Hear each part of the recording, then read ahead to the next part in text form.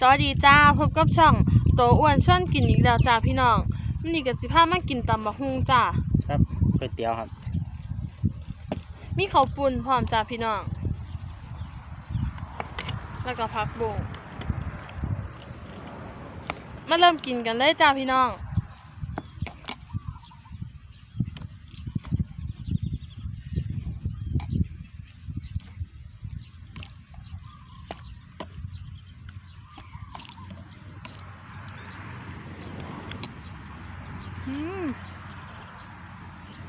เผ็ด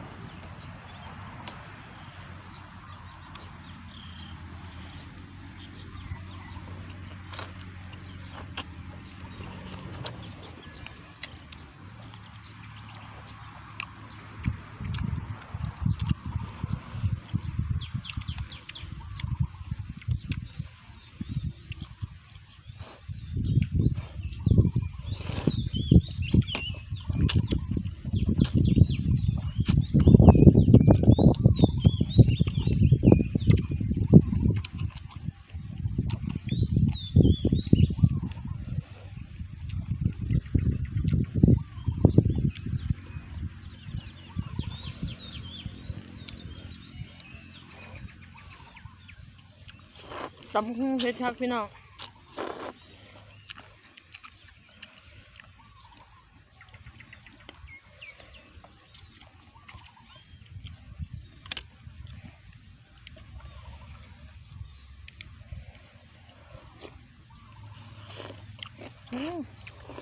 เจ้ากระแซบ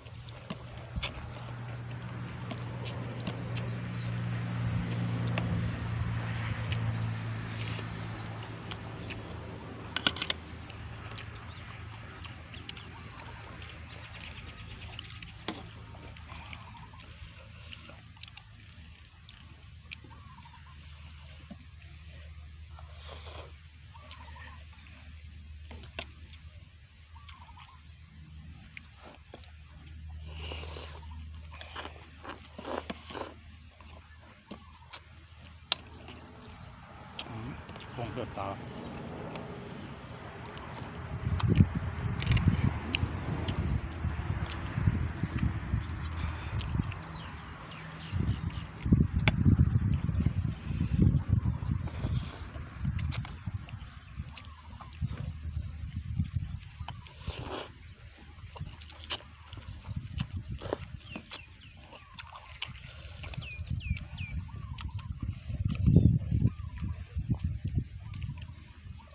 มันกินอยู่ห้องใหม่หน้าบ้านพี่น้อง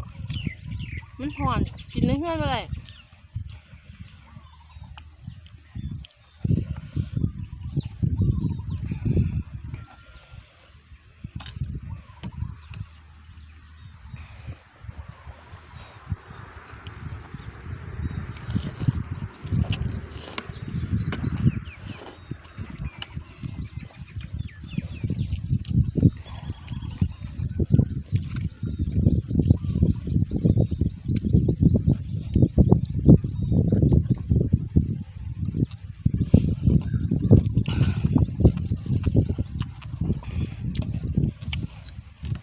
เผ็ดพี่น้อง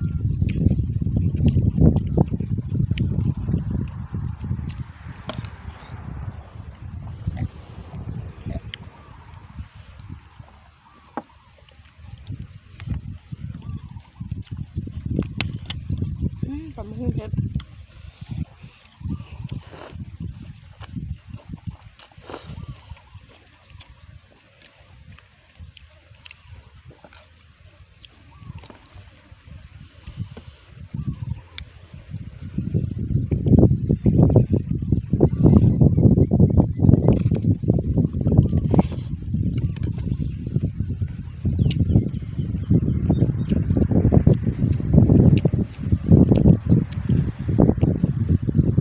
ข้างนอกบรรยากาศดีพี่น้อง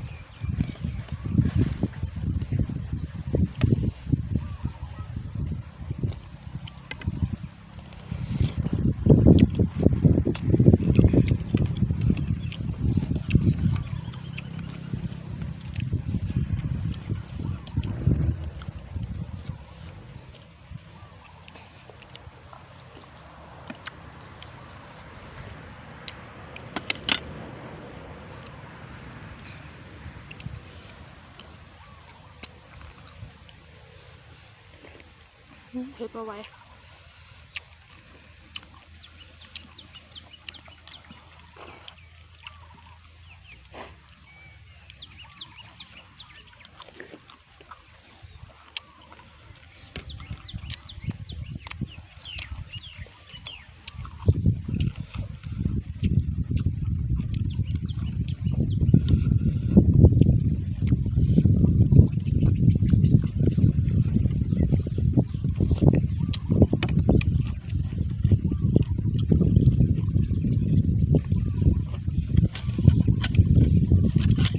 แต่พอทำงาน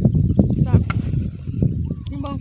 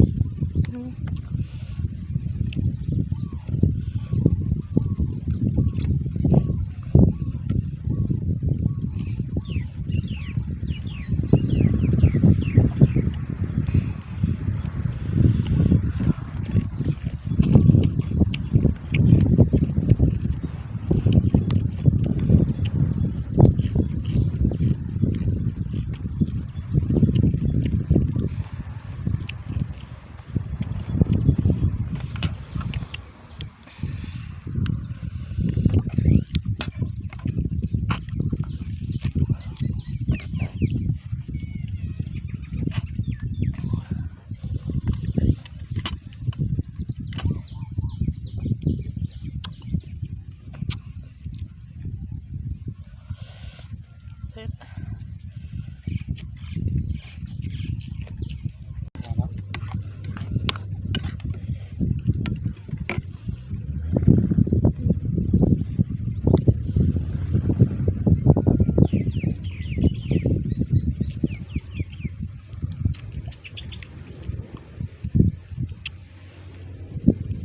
จ้าพี่น้องมื้อนี้ก็อิ่มแล้วจ้าไว้พอกันคลิปหน้าเด้อจ้าฝากกดไลค์กดแชร์กด Subscribe กดติดตามช่องโตอ้วนชวนกินน้ำเด้อจ้าสวัสดีจ้า